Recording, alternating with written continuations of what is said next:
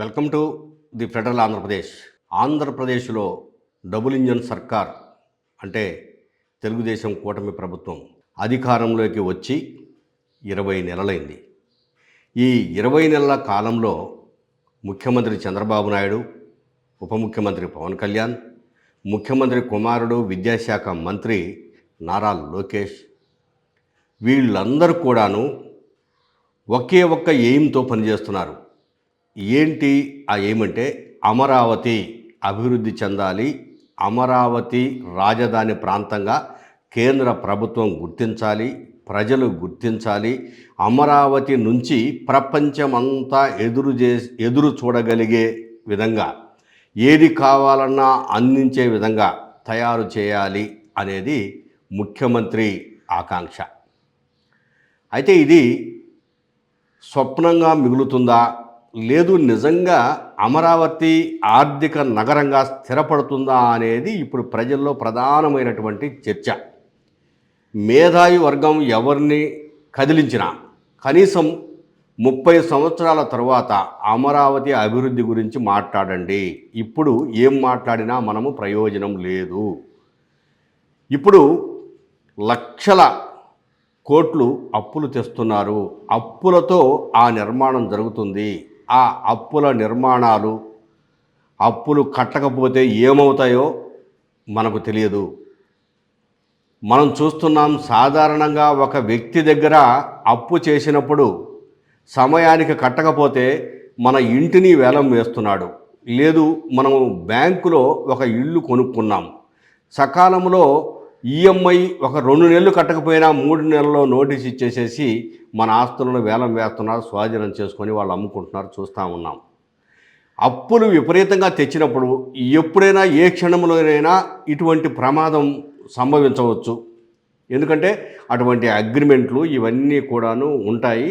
చాలా జాగ్రత్తగా వ్యవహరించాలి. కానీ ప్రభుత్వం ఆ జాగ్రత్తలు తీసుకుంటున్నట్లు ఎక్కడా కనపడటం లేదు అని చెప్పేసి రిటైర్డు ఐఏఎస్ అధికారి ఈఏఎస్ శర్మ స్పష్టంగా చెప్తున్నారు. నేను మొదటి నుంచి ఈ అంశాన్ని చెప్తూనే ఉన్నాను.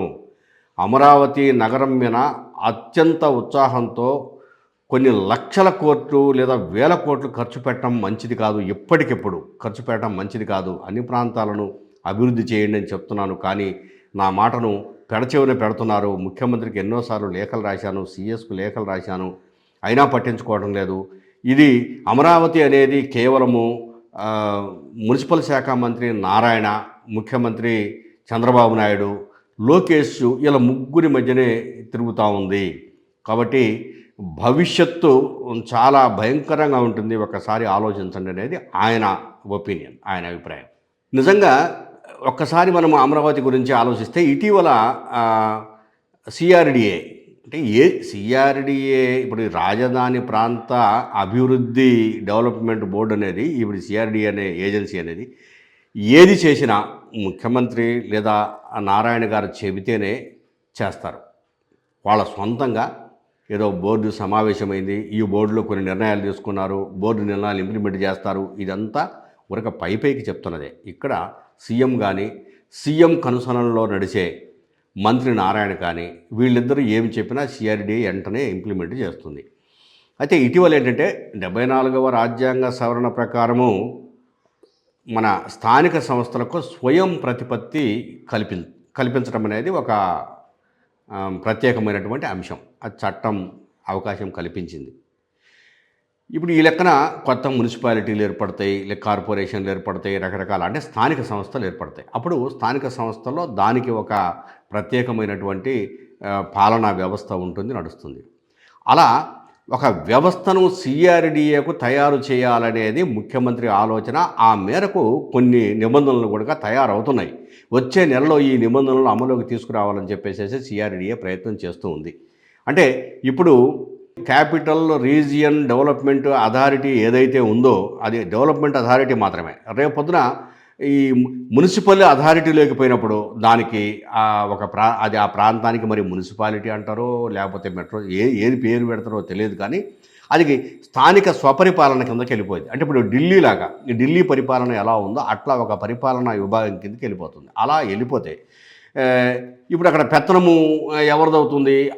అక్కడ స్వతంత్రంగా వచ్చినటువంటి పాలకులు ఎవరైతే ఉంటారో వాళ్ళ పెత్తనం పెరిగిపోతుంది కొంత. అప్పుడు ముఖ్యమంత్రో, ఇతర మంత్రుల పెత్తనం చాలా వరకు తగ్గుతుంది. అయితే పీపీపీ మోడ్లో దీన్ని తీసుకెళ్లాలనే ఇంకొక నంబర్ 1 ఆలోచన ఒకటి ఉంది. ఆ పీపీపీ మోడ్లోకి అమరావతిని తీసుకుపోవాలంటే ఇప్పుడు ఉదాహరణకు సెక్రటేరియట్‌ను కడుతున్నారు. ఒక కంపెనీకి అప్పజెప్పారు. బొల్లోంజినా ఏదో కంపెనీకి అప్పజెప్పారు. ఆ కంపెనీ ఇప్పుడు కడుతుంది. కట్టిన తర్వాత సెక్రటేరియట్ మెయింటెనెన్స్ కూడా వాళ్ళకి అప్పచెప్తారు. వాళ్ళు ఏదో కూలీలను తీసుకొచ్చి పెడతారు. ఇక్కడ దానికి ఇప్పటివరకు ఏంటంటే పేదలు లేకపోతే డబ్బున్న ధనవంతులు లేకపోతే ఎవరైనా కానీ సెక్రటేరియట్ పోవటాలంటే ఏదో సాయంత్రం 3 గంటల నుంచి 5 గంటల లోపల పోయి వచ్చే ఒక కార్యక్రమం ఉంది. మిగిలిన వాళ్ళకి ఐడీ కార్డులు, ఎంప్లాయీస్ వాళ్ళు వీళ్ళు ఉంటే కొంతమందికి జర్నలిస్టులకి అవకాశం ఇస్తారు. వాళ్ళు ఉపయోగిస్తుంది. మిగిలినోడు ఎవడు పోవటానికి లేదు. ఇప్పుడు ఈఏఎస్ శర్మ గారే ఒక చిన్న ఉదాహరణ చెప్పారు దీనికి. దాదాపు అంటే లాస్ట్ ఇయరు గుంటూరులో ఒక చెంచులకు సంబంధించిన ఒక ప్రతినిధి ఉన్నాడు. అంటే చెంచు అంటే అది ప్రిమిటివ్ ట్రైబల్ గ్రూప్, నల్లమల అడవుల్లో జీవించే వాళ్ళను ఆదిమ జాతి గిరిజనులు అంటారు వాళ్ళను. వాళ్ళు ఎక్కువగా సమస్యలతో సతమతమవుతుంటారు, పేదరికంలో ఉన్నారు, నానాక అవస్థలు పడుతూ ఉంటారు.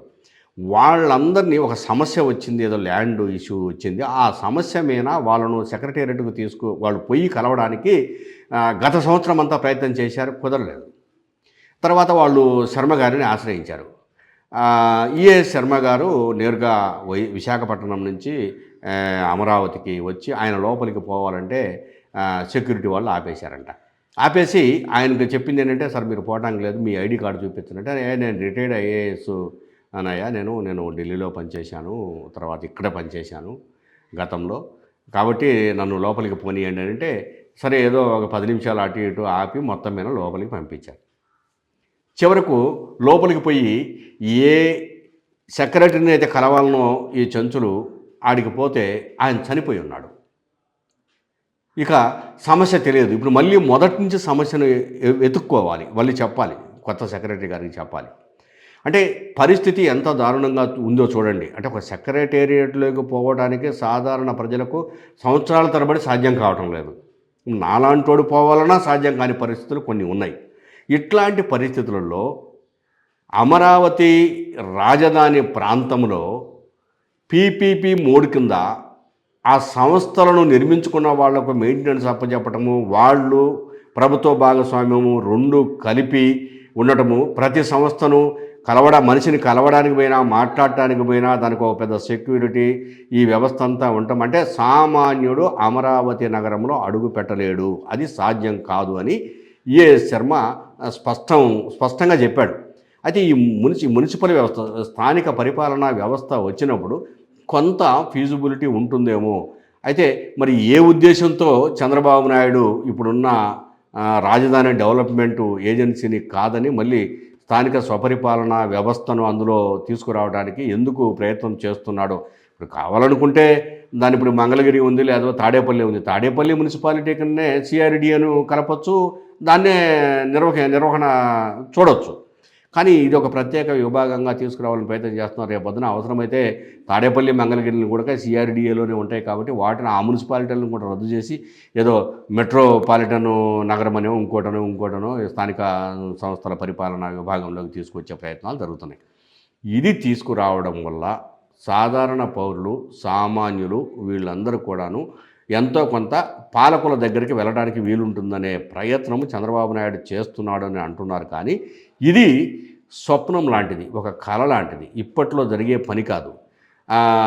ఈఏఎస్ శర్మ గారే దీని మీద ఒక అనాలిసిస్ ఇస్తూ ఏం చెప్పాడంటే, ఇప్పుడు అమరావతి నగరము ఖచ్చితంగా అభివృద్ధి చెంది ప్రజలకు ఉపయోగపడాలంటే 30 సంవత్సరాల పై మాటే కానీ 30 సంవత్సరాల లోపలి మాట కాదు. పాలకులు చెప్తున్నట్టు ఈ క్షణంలో వచ్చే సంవత్సరానికో వచ్చే సంవత్సరానికో సెక్రటేరియట్ కట్టినంత మాత్రాన అక్కడ ఏ అభివృద్ధి ఉండదు, ఎవరు ఉండరు.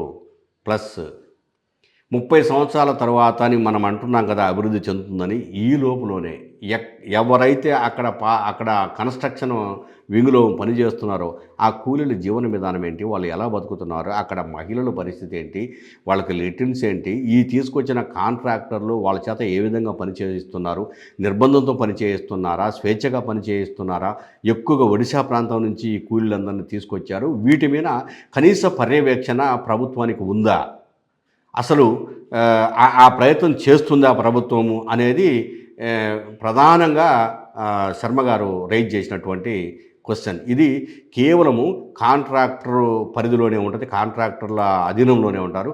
కాంట్రాక్టర్లు చెప్పినట్టు నోరు మూసుకునే వాళ్ళు పనిచేయాలి, జీతం ఇచ్చినా ఇవ్వకపోయినా ఉండాలి, వెళ్ళిపోమంటే వెళ్ళిపోవాలి, ఆ పరిస్థితుల్లో అక్కడ ఉంటారు. ఇది స్వేచ్ఛా నగరం ఎట్లయితుంది, ఇది గొప్ప నగరం ఎట్లయితుంది, భయంకరంగా నువ్వు ఆ నియంత్రణ లేకుండా కూలీలను తీసుకొచ్చి ఎక్కడెక్కడోళ్ళనో తీసుకొచ్చి కొన్ని వేల మందిని ఆడ పెట్టేసేసి నడిపిస్తున్నావే, దాన్ని చూసుకోకుండా ఈ విధమైనటువంటి ఆలోచనలు ఇవి చేయడము ఎంతవరకు సమంజసం అనేది ఆయన ప్రశ్న. ఇంకొక ప్రశ్న కూడా అంటే ప్రజల నుంచి లేదా శర్మ గారి నుంచి కూడా లేవనెత్తుతుంది. అదేంటంటే ఆంధ్రప్రదేశ్ రాజధానికి అంటే అమరావతి ప్రాంతాన్ని రాజధానిగా గుర్తించడానికి కేంద్ర ప్రభుత్వము ఎందుకు తగిన నిర్ణయాన్ని ప్రకటించడం లేదు. ఆల్రెడీ ఈఎస్ శర్మ గారు లాంటి వాళ్ళు, కొంతమంది రిటైర్డ్ ఐఏఎస్ ఐపీఎస్ ఆఫీసర్లు, అట్లాగనే రాష్ట్ర ప్రభుత్వం తరఫున ముఖ్యమంత్రి చంద్రబాబు నాయుడు గారు, సిఎస్ గారు, వీళ్ళందరూ కూడా ప్రత్యేకంగా ఎవరికి వాళ్ళు కేంద్ర ప్రభుత్వ హోంశాఖకు లేఖలు రాశారు. ఏమని, అమరావతి ప్రాంతాన్ని మీరు మా రాజధానిగా, ఆంధ్రప్రదేశ్ రాజధానిగా గుర్తిస్తూ ఒక పార్లమెంట్లో ఒక చట్టం తీసుకురండి, కనీసం చట్టం కాకపోయినా పార్లమెంట్లో చర్చించి దీన్ని మేము రాజధాని ప్రాంతంగా గుర్తిస్తున్నామని ఒక మాట చెప్పండి అని అంటే అది ఇంతవరకు జరగలేదు. ఎందుకు జరగలేదనేది ఎవరికి అర్థం కాదు. పైగా ఇప్పుడు డబుల్ ఇంజిన్ సర్కార్ అంటున్నారు. కేంద్రంలో ఉన్నటువంటి ఉమ్మడి ప్రభుత్వం, రాష్ట్రంలో ఉన్నటువంటి ఉమ్మడి ప్రభుత్వంలోనే వాళ్ళ ప్రభుత్వంలోనే వాళ్ళ చేయలేకపోతే కారణాలు ఏంటి, దీనికి రాజకీయ కారణాలు కొన్ని ఉండొచ్చు. ఇప్పుడు జగన్ను ప్రధానమంత్రిని దూరం చేసుకోలేదు, అట్లాగనే చంద్రబాబు దూరం చేసుకోలేదు. కాబట్టి ప్రతిపక్షంగా ఉన్నటువంటి జగను రేపు పొద్దున ఒకవేళ ఏమన్నా అధికారంలోకి వస్తే పరిస్థితులు ఎట్లా ఉంటాయో, వాడు అది ఉంచుతాడో తీసేసేసి ఎక్కడెక్కడ మార్చేస్తాడో అనే వాదన కూడా ఒకటి ఉంది. ఎందుకంటే జగన్మోహన్ రెడ్డి గారు ఇటీవల మాట్లాడినటువంటి ప్రెస్ మీట్లలో చెప్పినటువంటి మాటలు దాన్ని స్పష్టం చేస్తున్నాయి. ఏంటి, ఎందుకు ఆడ రాజధాని ఎంత పెట్టి కట్టినా ఏమవుతుంది, ఎప్పుడు అభివృద్ధి చెందుతుంది, ఇది సాధ్యమయ్యేదేనా అని ఇట్లాంటి కొన్ని మాటలు అన్నారు. కాబట్టి వీటిని దృష్టిలో పెట్టుకొని చూసినప్పుడు అది కూడా ఒక పెద్ద సమస్యగానే కనిపిస్తుంది. సరే, మొత్తం మీద రాజధాని ప్రాంతము ఒక ప్రత్యేకమైనటువంటి అభివృద్ధి ప్రాంతంగా గుర్తించాలని, అట్లాగనే 74వ రాజ్యాంగ ఆర్టికల్ ప్రకారము స్వతంత్ర ప్రతిపత్తిని కల్పించి ఢిల్లీ లాంటి ఒక పాలనా వ్యవస్థను అక్కడ ఏర్పాటు చేయాలని ప్రభుత్వం చూస్తోంది. ఇది ఎంతవరకు సక్సెస్ అవుతుందో లేదు స్వప్నంగానే మిగిలిపోతుందో చూద్దాం.